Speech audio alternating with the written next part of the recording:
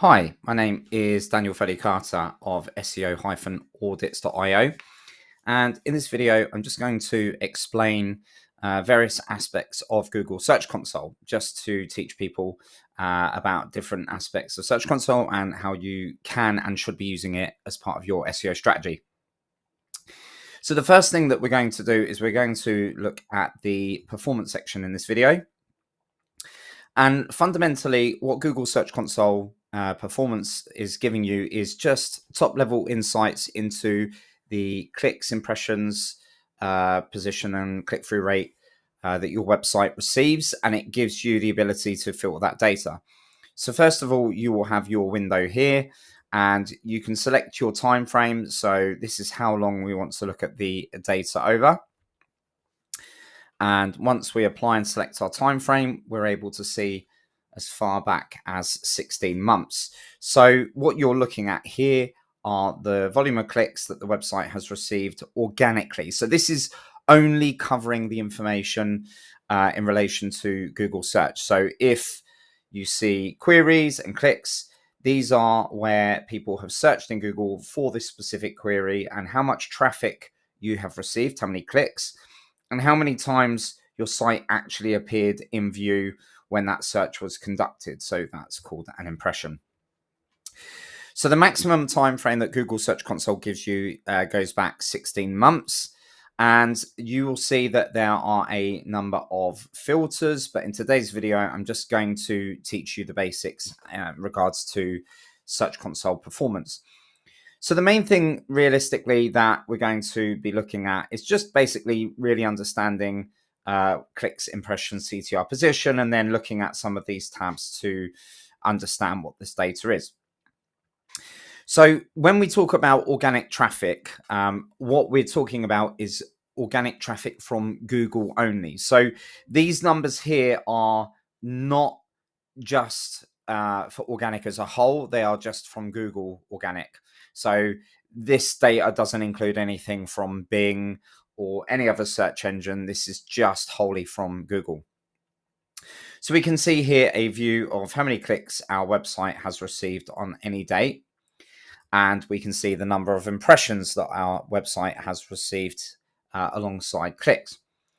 And fundamentally, for the volume of times that your site has appeared, so when I say the site, that means all of the URLs in the site that are served, the volume of impressions and the volume of clicks are divided to equate to this. So this is a click-through rate. And when we're looking at unfiltered data, because we haven't filtered down to anything, 0.7% is very low. So click-through rates will vary in what they should be or what they should look like over time.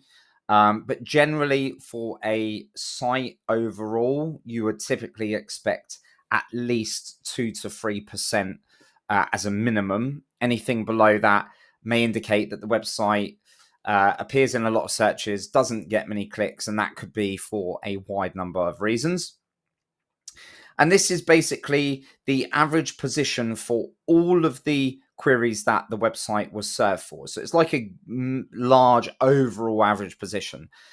This is very broad. So this is really just to give you like a more global indication of the direction that things are going in. But again, as with anything in SEO, it's very nuanced. So let's run through some of the things. So obviously, when we're looking at clicks, we want clicks to be going up, or if they go up to a certain point and then they plateau, that's fine. If clicks go down, that's generally a bad thing. So, you know, if you're doing SEO, you're learning SEO, and you start to see clicks going down, obviously, that would be something of concern, and that would involve its own exercise. So I'm going to do a series of videos just to explain how to do all of these things. Generally, if clicks go down but impressions do not, what that can be an indicator of, and maybe if I take this as an example and we will do a search. So just to explain a little bit, when we perform a search for a query, so anything that is searched in Google is labeled as a query.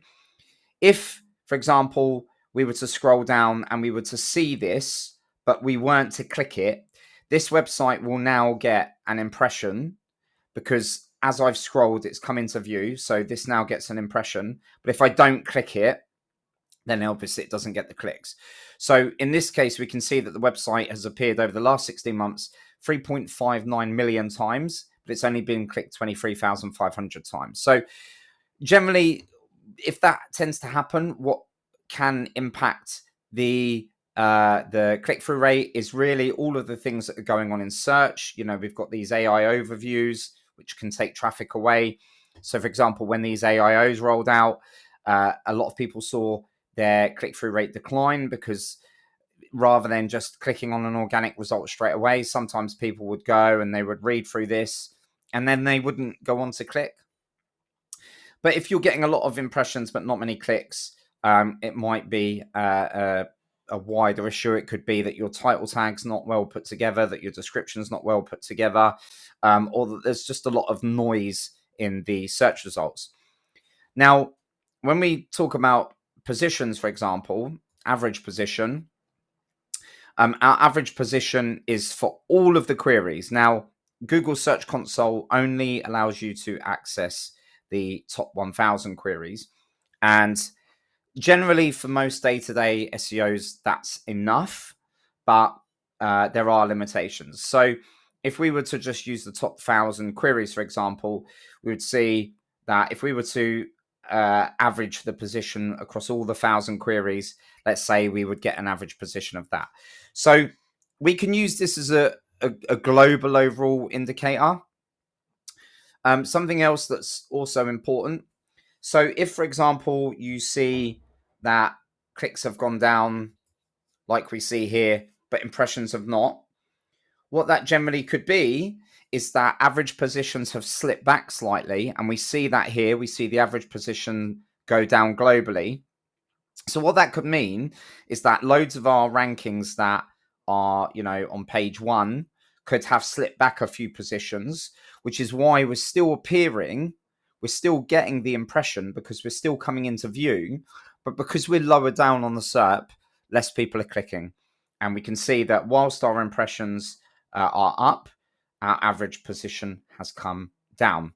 Now, what this can also be is if impressions go up and average position goes down, this could be new queries starting to rank that didn't before, and they dilute, because remember, average position is calculated across everything. So hopefully that gives you a top level overview of the performance data. And then obviously, as you select and deselect these, you'll see that they appear here in the table. And Google Search Console only gives us the top 1,000 keywords. Now, sometimes there could be tens of thousands of keywords, but Search Console limits the amount of data that it gives us, because it costs Google to process that data. And unfortunately, it just means that within their interface, you're far more limited to all of the data that you can get. Now, just to give you an idea of how far this goes, we've rebuilt Google Search Console, and it's called SEO Stack. And we have fundamentally taken away that limitation. So if we go down here, we can see that there are actually 41,866 queries that this domain has been served for. But in traditional Search Console, we can only see the top 1,000.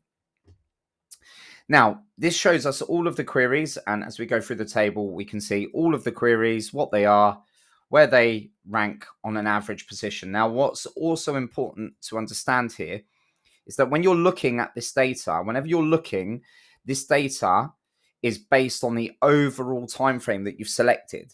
So, for example, if you're looking at last 16 months, the term window regulations UK 2023, that's average position 2.2 over the last 16 months. These aren't what the positions are now. These are averaged positions. So if you wanted to get a more realistic idea, you would shorten the time frame. So if we look over the last 7 days, these are more like closer to the actual position, because it's averaged over a much shorter time frame. So it's always important to keep in mind that when you're looking at a time frame, the data is averaged across that time frame. So it's really important to understand. So if you're looking at Search Console and you can see all your keywords and you can see these positions, these aren't the actual position now. They might be, or they might be close to it, or they might be a long way away, but this is the average position. And all of this data here is based on that time frame. So Windows Regulations UK 2023 received 266 clicks over a 16-month period. Okay. Now you can click and sort the columns to see highest click to lowest click, and you can do the same for impressions. And the good thing here, if you're looking at impressions, is that, you know, this might indicate where there's opportunity to improve. And we can see here that some of our positions averaged over 16 months are very low. They're well away from page one, but we can see that over time, they've generated a lot of impressions. So the higher the impressions, the more likely there is greater demand for that query.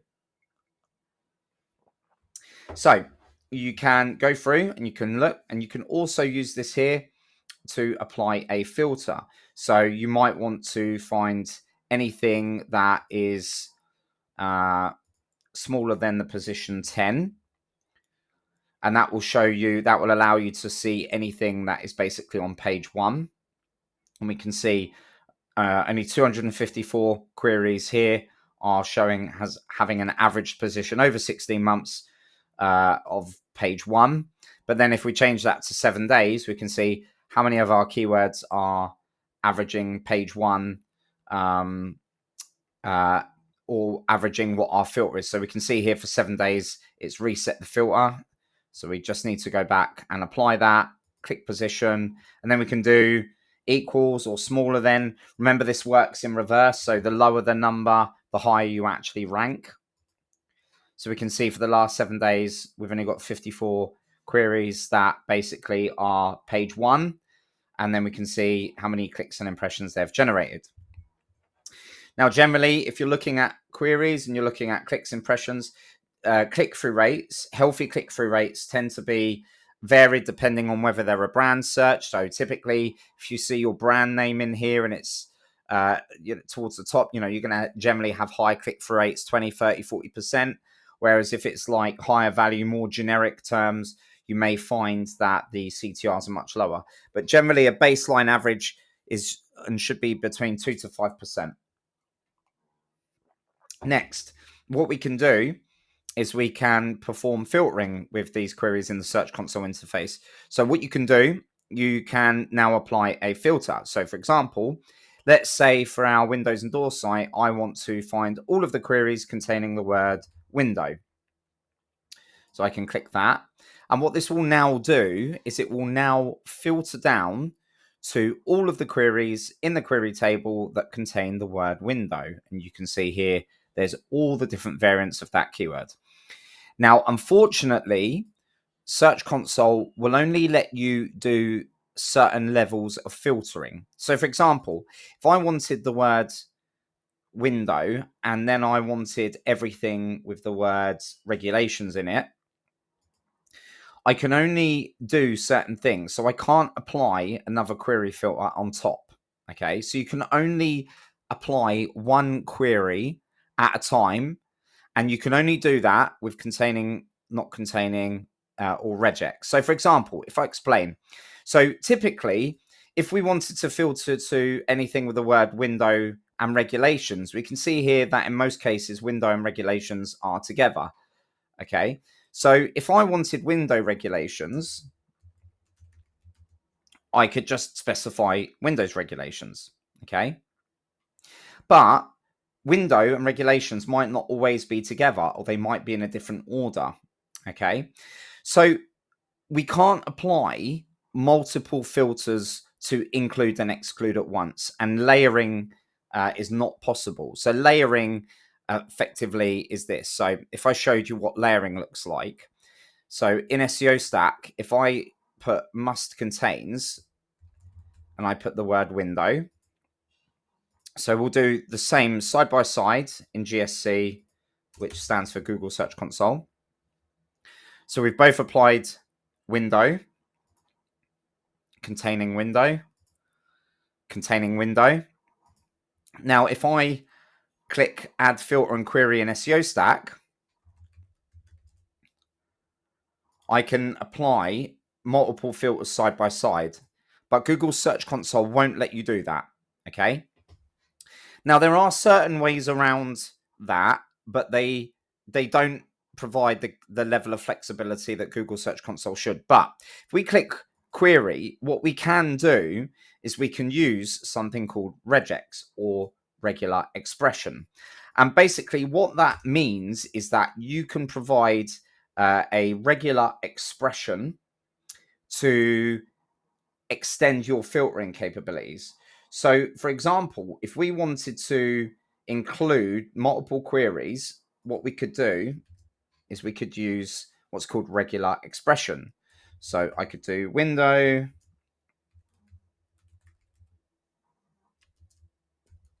okay, and what this does is this is basically regular expression, and it allows you to apply filtering, but it's not very flexible. So if we now put window regulation in UK, it will include any of those irrespective of what order they are in. So you can, to a degree, get around the lack of being able to layer filtering, okay, by using regular expressions. And there's different ways that you can use it. So, for example, you can apply explicit or loose filtering, but this will start to get a little bit more complex, and this is designed to really teach people the basics of Google Search Console. But you will be able to learn and use regular expression.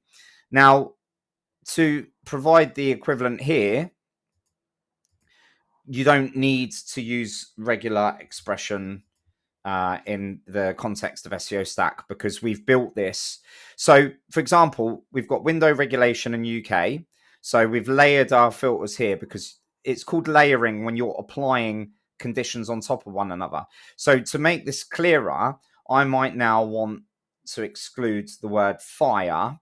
So layering basically means that you can just apply one layer on top of another. So when I said Search Console can't do that, it can't layer filters, but it can give you a condition where you can either exclude or include by default. So I can't, in Search Console, I can't say it should contain these words, but it shouldn't contain other words. There is nothing in Search Console that allows you to do that.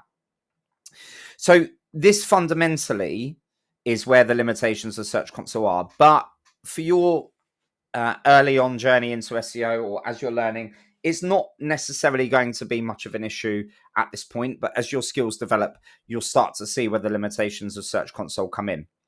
So you can apply filters, and you can do query contains, or you can do queries not containing. So you can exclude things. So for example, let's say we didn't want anything with Windows regulation. We could exclude that. You can see here all of the queries excluding that. Or if you want just to get an exact query, so this will only return for that query. And then regex, which allows you to do multiple different regular expressions to include and exclude. And I'll do a separate video on regex and how to use it and all of the different strings that you can use. And then lastly, you can also do things such as compare. So you can compare queries not containing against containing. So we can look at the traffic over the last 16 months, what it looks like with and without that. So you can see here we had 4,700 clicks that didn't come from anything containing window regulation. And here we had 687 clicks from keywords with window regulation, and the same things for here. So you can filter by query. You can also filter by page, and the same filtering system applies in the compare. So if you click on pages, you might want to filter down by blog or articles or products, and you would just simply put part of the path. So if you had a blog, you might put /blog or /products, whatever it is in your site that your URL structure uses. So for example, if you were using Shopify, a lot of Shopify sites use /collections /products and so forth. So that allows you to filter by that. You can also select if you want to look where traffic is coming from. So we can see here that United Kingdom is the first if we want to apply. So if we look at the last 16 months and then we click add filter country, in the last 16 months, our traffic from the UK was 19,000. So we can see that most of our traffic came from the UK. Now, if you remove that filter, you can actually just go down to countries here and you can actually see where all of your traffic has come from over the selected time frame, and the same for impressions. So this is a .co.uk domain that's aimed at the UK. So this is exactly what we would expect. So if you want to apply the filter for a country, you can do that as well. If you want to filter by device, so if you want to see traffic from desktop, mobile, tablet, you can do that. And again, without applying any filters, you can just click on devices. So for example, I might add a filter here to say, well, I want to see all of the traffic from the UK. And then I can see that all the traffic from the UK, more clicks came from mobile devices as opposed to desktop devices. So this is an example where you can apply a filter and then you can drill down on information to really understand about where your traffic is coming from. And then lastly, you can apply a filter by search appearance. So when you do a search in Google, you may notice features. So if you look here, for example, this is called people also ask, but you can have rich snippets. So things that you see in search results can be classed as search appearance. Now, there isn't anything for AI overviews in Search Console at the minute. So you won't see any of this, but you may have seen it when you see like products or where you see reviews. So when you're filtering by search appearance, this will show you what is there. And again, without having to apply that, if you click on search appearance, we can see what has generated clicks. So we can see that review snippets generated a small portion of clicks for this website. Now, what we can do is we can click on it. Okay, and whenever we click on anything, you'll see that it's applied that as a filter. And then if we go back to queries, so what this is saying is these queries here, when they've generated clicks, have returned a review snippet. Now, it might not necessarily always appear, but if we perform a search for that,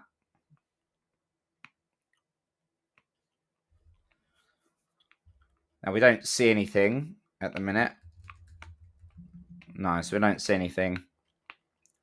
So at some point, if we try another one. So this could be like a product snippet. You could have rich snippets throughout the page where reviews appear. So we can see here, here's the Windows doors, hardwood window frames, and you can see here, here's the review snippet. So again, whenever you are in Search Console and you see anything appear in here, you can click on it. Once you've clicked on it,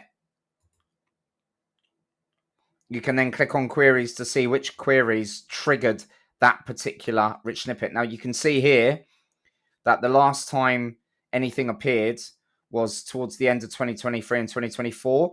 And we can see that there's not been anything since. So it's very likely, even if you were to search these terms now, because there's been nothing in almost 16 months, that likely means that this was lost. So remember, the time frame that is set will get all of that data. So if you've appeared in that time frame, that would explain why something appears. Okay. So generally across here, you can see your queries, you can see your pages, you can see your countries. Whenever you click on anything, it will generally apply it as a filter.